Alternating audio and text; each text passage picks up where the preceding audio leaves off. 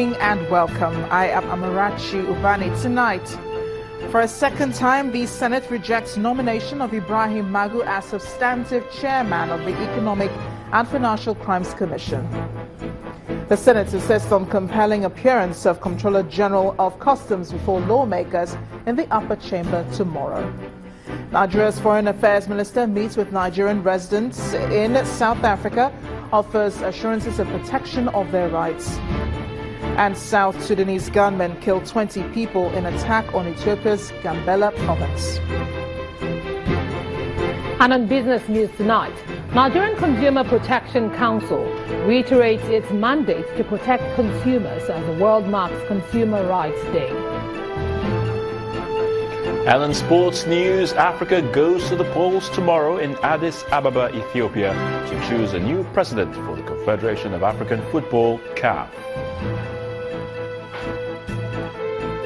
And from Abuja, Ahmed Makafi faction of People's Democratic Party seeks merger with 15 political parties ahead of 2019 general elections.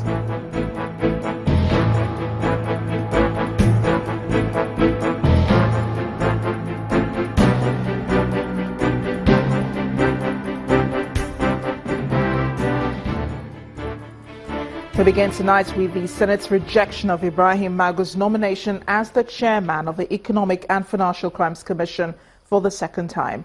The upper legislative chamber hinged its decision on a security report from the Department of State Service indicting the acting chairman of the Anti-Corruption Agency.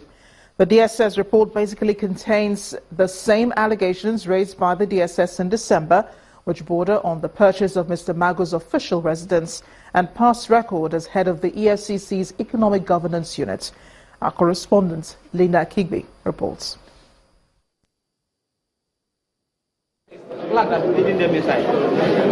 Unsuccessful at the first attempt. Failed also at the second trial. The Senate has loudly rejected Mr. Ibrahim Magu as the chairman of the Economic and Financial Crimes Commission.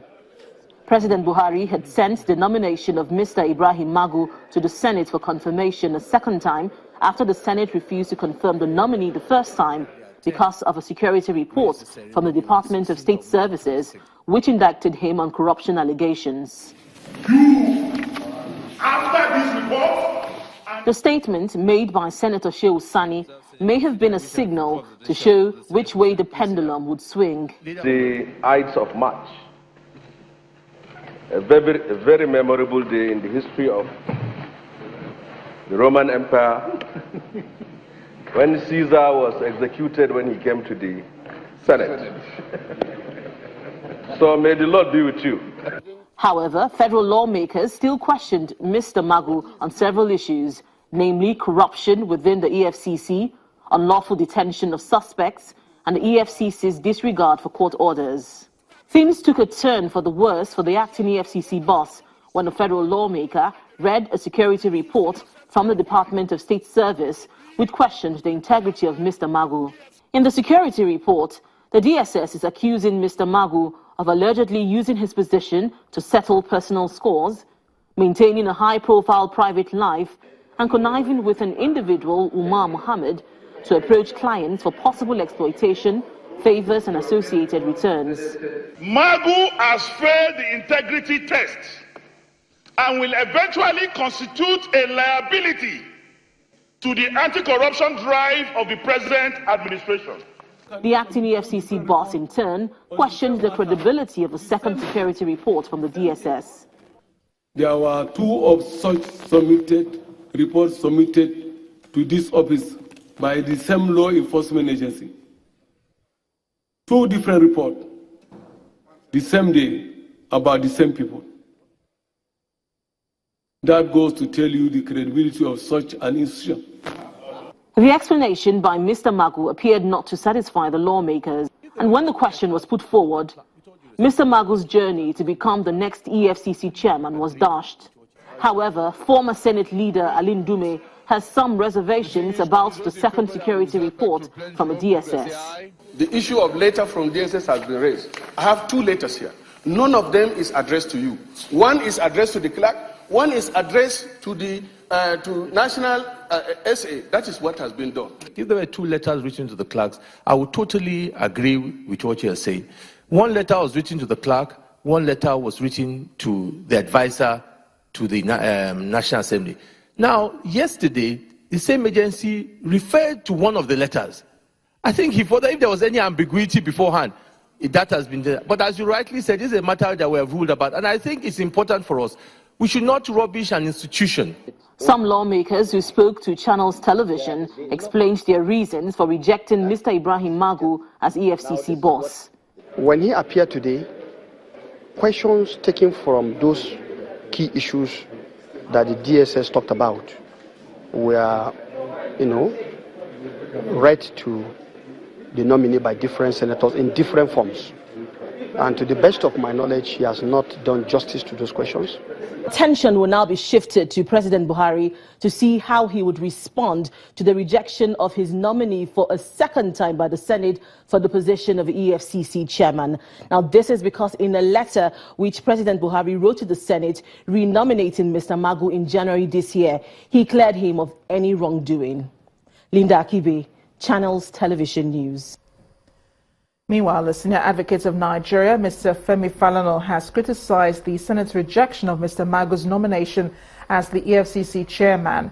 Mr. Falana describes the rejection based on a security report by the Department of State Service as the height of official ridicule of the office of the president. According to the human rights lawyer, it is high time the State Security Service was restrained by President Buhari from sabotaging the fight against corruption by the federal government. He also says the confirmation hearing hurriedly conducted today is illegal in every material particular, citing the participation of many senators who are either under investigation or being prosecuted by the EFCC.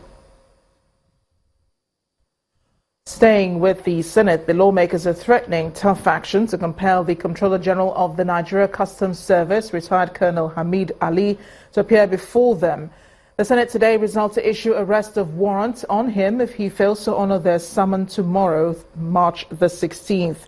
They reached this decision after retired Colonel Ali failed to appear before them at plenary to explain the reason behind the retrospective policy on import duties on vehicles. Will he appear or not? This is a question asked in different quarters after the Senate summoned the Comptroller General of Customs, retired Colonel Hamid Ali, to appear at plenary on Wednesday, March the 15th.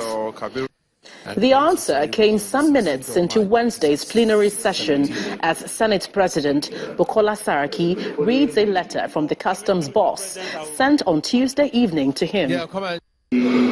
To answer the Senate invitation owing to a recent bereavement, I will, however, make myself available whenever I am needed in future. The Senate invited the customs boss to explain the reason for the retrospective policy on import duties on vehicles.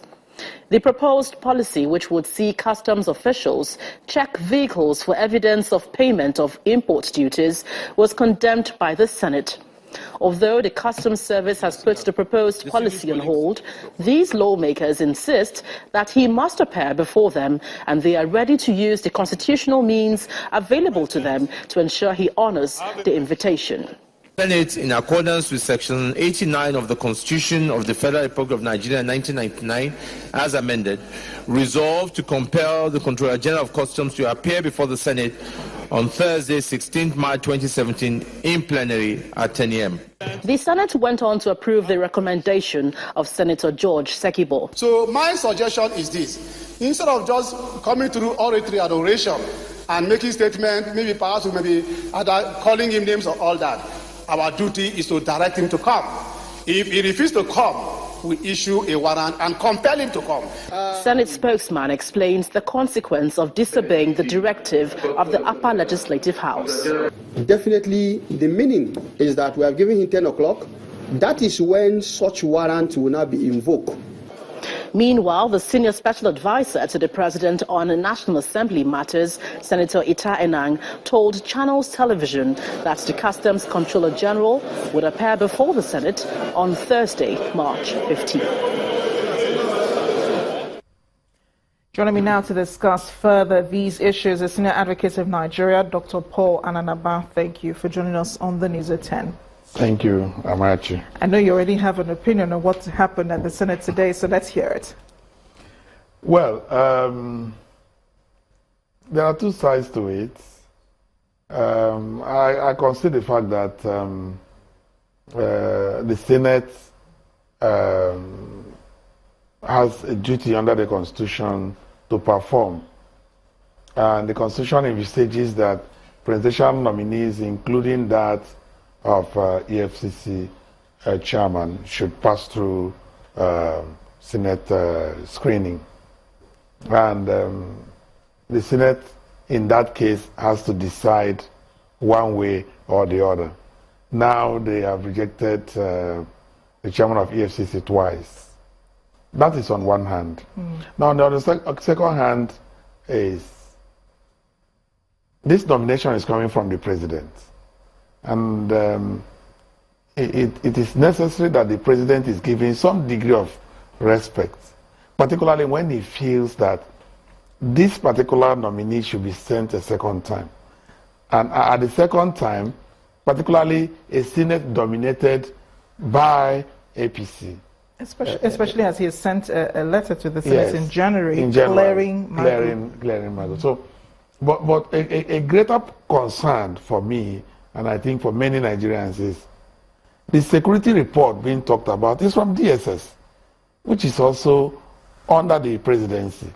Could it have been that the